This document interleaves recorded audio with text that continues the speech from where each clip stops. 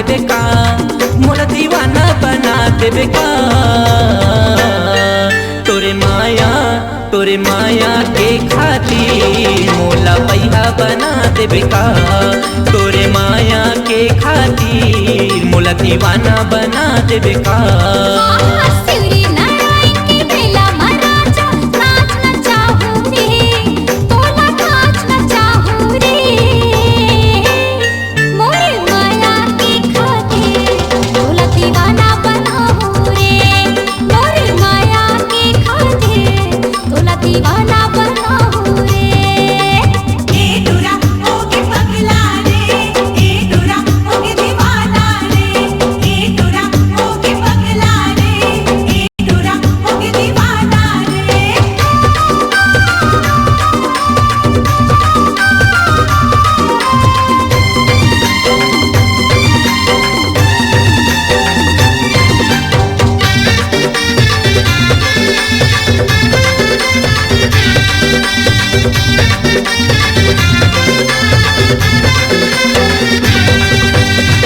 मने माँ तोला खोजते रही हूँ, सुरता तोरे सताते रे, सुरता तोरे सताते।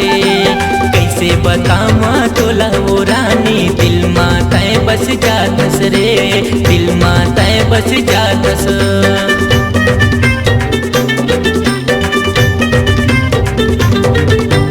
मन माँ तोला खोजते रही हूँ, सुरता तोरे सताते रे, सुरता तोरे सताते।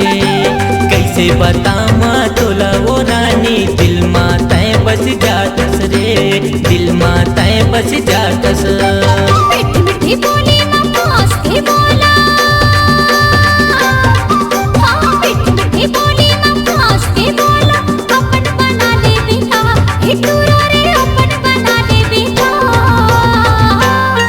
तोरे माया के खातिर मोला पैहा बना देबे का, तोरे माया के खातिर मोला दीवाना बना देबे का।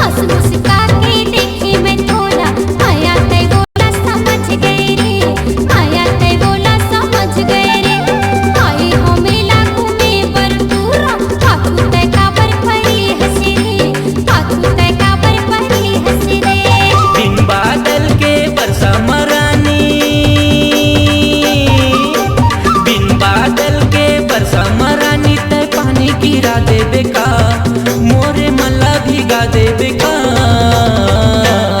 मोरे माया के खातिर तोला दीवाना बनाहू रे, मोरे माया के खातिर तोला पैहा बनाहू रे। शिवरी नारायण के मेला में रानी ते नाच नचा देबे का।